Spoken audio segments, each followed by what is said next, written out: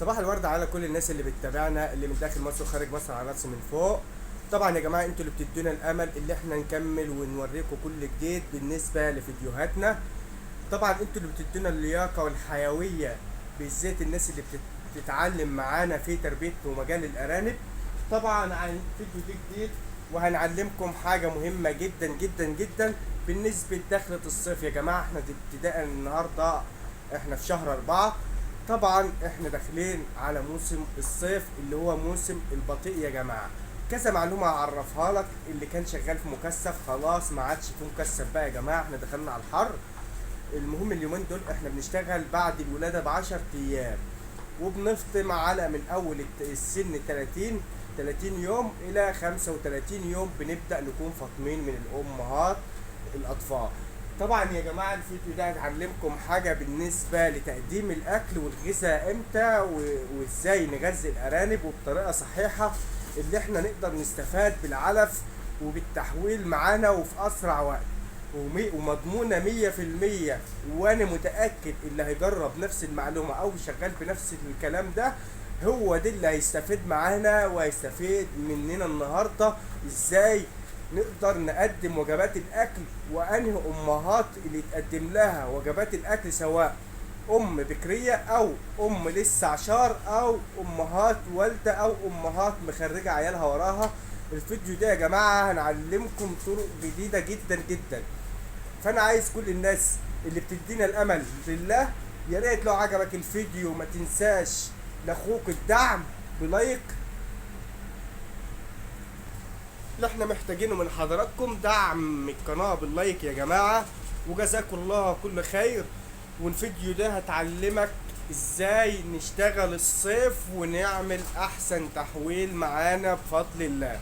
طبعا اهم جزئية نظافة المكان. طبعا زي ما انتم شايفين نظافة المكان يا جماعة، المكان معانا نضيف اهو، والاطفال متسيستمه وكله تمام. اهم حاجه نظافه المكان، هو دي اللي بيدي الرق الحلو، هو دي اللي بيفتح باب الرزق الجميل. طبعا وده الفيديو ده انا مصممه قبل دخلة الصيف والحر الشديد، لان عايز الناس تفهم كويس، لان طول ما في حرارة، طول ما مفيش اكل للارانب، طبعا مفيش تقديم ساعة اثناء الحر، مفيش تقديم اكل للارانب. طبعا انا عايز الناس تتعلم صح. وايه، تعال نخش في الموضوع على طول ومحدش يروح بعيد، تابعوا معانا للاخر. طبعا يا جماعة الام دي والدة بقالها يومين دلوقتي واطفالها همت. ديت بتاكل كام يا جماعة؟ ديت معانا الكوباية الحلوة اللي احنا بنستعملها على طول. المج ده يا جماعة بنستعمل 200 جرام بالظبط. انا وازن وعارف المقاس، المج ده يا جماعة بياخد 200 جرام بالظبط. طبعا الام اللي زي ديت بناكلها وجبتين. امتى الوجبه الاولى يا جماعه؟ الوجبه الاولى يا جماعه بتتقدم بعد صلاه المغرب، يعني بعد ما تفطر وتظبط حالك كده، او بعد صلاه العشاء تبدا تخش المكان بتاعك تقدم وجبه الاكل، بتلاقي الارنب جاهز ومستنيك. طيب الوجبه التانية امتى يا جماعه؟ الوجبه التانية يا جماعه بتقدمها الساعه 5 الفجر، الساعه 5 الفجر او بعد صلاه الفجر على طول. المهم والجو في نسبة برودة، ليه؟ عشان الجو يظبط معاك وبيظبط عندك في قلب المكان، بيبدأ الأرنب ياكل معاك وبيصح معاك أكتر. طبعا أهي الأم ديت والدة بنديلها مرة بالليل 200 جرام ومرة بالنهار 200 جرام اهوت يا جماعة، ده عشان لسه والدة.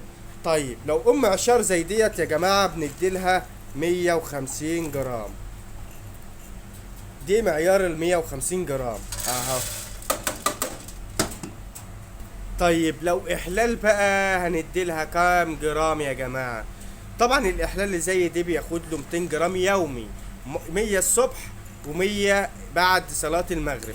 طبعا دي 100 جرام اهوت يا جماعة، دي ال 100 جرام اهو.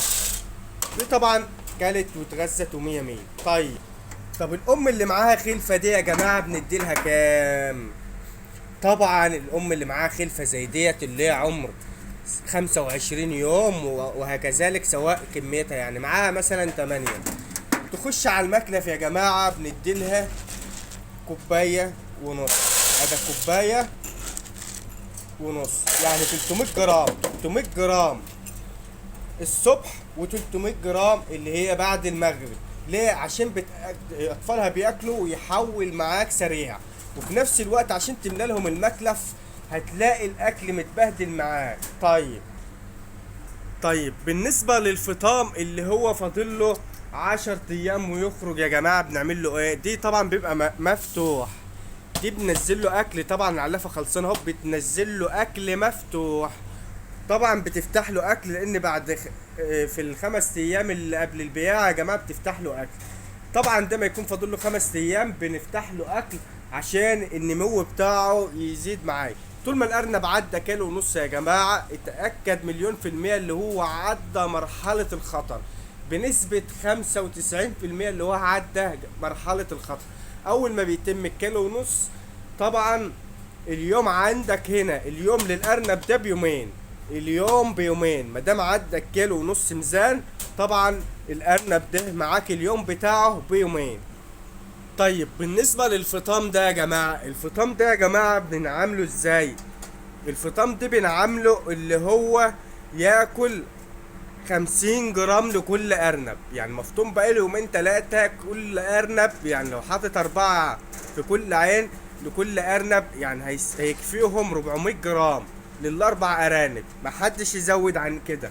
طيب الذكورة بتاكل موازين قد ايه يا جماعة او كام جرام؟ الذكر ليه يومي 150 جرام.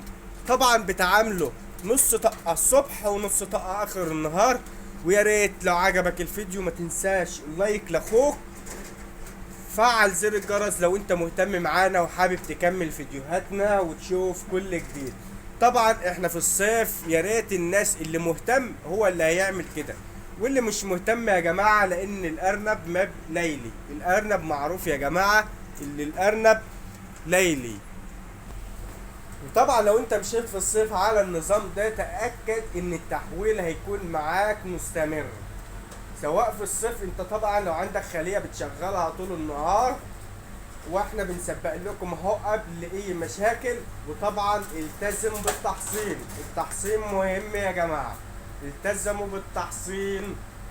ويا ريت لو عجبك الفيديو ما تنساش اللايك لاخوك، فعل زر الجرس لو انت مهتم معانا في تربية الارانب، واللي عايز يشترك في القناة على دماغي من فوق. معكم احمد من الاسلامية المتميز للارانب والاعلاف، وان شاء الله الفيديوهات الجاية انتظروا الفيديو الجاي، فيديو بشرة خير.